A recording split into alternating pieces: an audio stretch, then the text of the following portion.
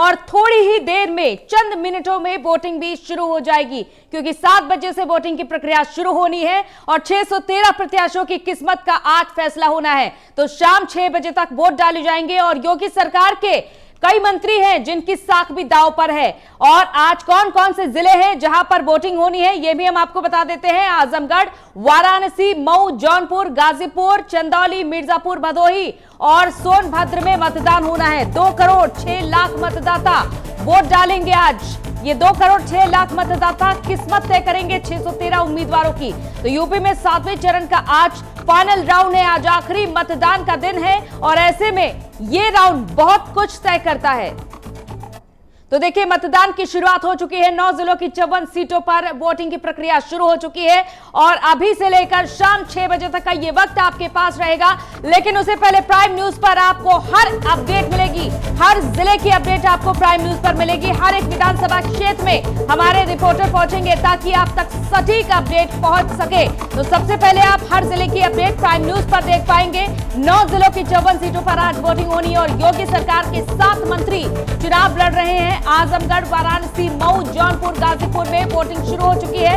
इसके अलावा चंदौली, मिर्जापुर, भदोही और सोनभद्र में भी वोटिंग की प्रक्रिया शुरू हो चुकी है। तो फिलहाल मतदान करने के लिए आप भी घरों से निकलिए, क्योंकि यही अपील सीएम योगी आदित्यनाथ ने देखे ट्वीट के माध्यम से सुबह ही कर दी है, क्योंकि सीएम योगी आदित्यनाथ सुबह जल्दी जग जाते हैं और दिनचर्या की शुरुआत भी जल्दी हो जाती है और इसके चलते उन्होंने वोटिंग की भी अपील की है। उन्होंने कहा है कि पहले मतदान फिर जलपान और लगातार ये हर चुनावी भाषण में आपसे अपील भी की जा रही है। तो आपने देखा कई मुद्दे रहे हैं चुनाव प्रचार में बीजेपी के खिलाफ, जहां विपक्षी दलों ने महंगाई, बेरोजगारी, किसान आंदोलन, लखीमपुर खीरी में किसान आंदोलन दौरान भड़की हिंसा में किसानों की मौत का मुद्दा उठाया, आवारा पशुओं की समस्या, गुंडाराज और कानून व्यवस्था जैसे कई मुद्दों के साथ मतदाताओं को लुभाने की भी पूरी कोशिश की गई है। सत्ता विरोधी लहर को खत्म करने की कोशिश करते हुए बीजेपी ने जहां पिछली सपा के सरकार के दौरान कथित अवैध वसूली, गुंडाराज, माफिया राज और मुजफ्फरनगर दंगों जैसे मुद्दों पर अपने प्रचार अभियान को केंद्रित किया और बीजेपी के शीर्ष नेताओं ने कहा कि मुख्यमंत्री योगी आदित्यनाथ के नेतृत्व वाली सरकार ने जिन माफिया तत्वों को जेल में डाल दिया है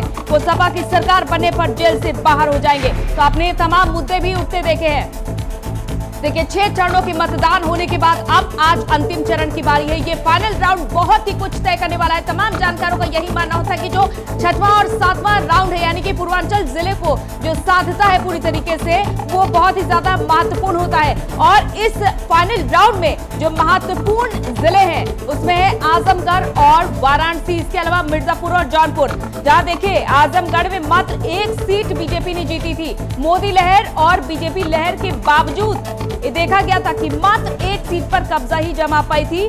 और वहीं दूसरी तरफ अगर हम बात करें जौनपुर की, तो यहां पर भी कुछ बीजेपी का खास प्रदर्शन नहीं देखा गया था। तो अब बारी है आखिर अपने आप को साबित करने की, बीजेपी के लिए भी, और अपने आप को साबित करना है। कौन कौन से बड़े चेहरे हैं इस बार? देखें, जौनपुर जिले की मल्हनी सीट पर सभा को संबोधित करते हुए आपने देखा मुलायम सिंह यादव को। इससे पहले मुलायम सिंह यादव करहल में जनसभा को संबोधित करते हुए नजर आए थे, यानी कि इस बार मुलायम सिंह यादव को उतरना पड़ा मैदान में। हालांकि 2017 में उनकी तबीयत कुछ और थी, लेकिन इस बार उनकी तबीयत काफी नासाज रही। लेकिन इस सबके बीच मुलायम सिंह यादव भी प्रचार के लिए उतरे। तो वहीं बीजेपी के तमाम बड़े दिग्गज लगातार प्रचार प्रसार करते रहे और प्रचार प्रसार के दौरान एक और बात आपने ध्यान दी होगी, कहा कि 10 मार्च के बाद फिर बुलडोजर चलेगा। अब ये देखना होगा कि ये बुलडोजर का असर कितना दिखा पाता है जनता के बीच।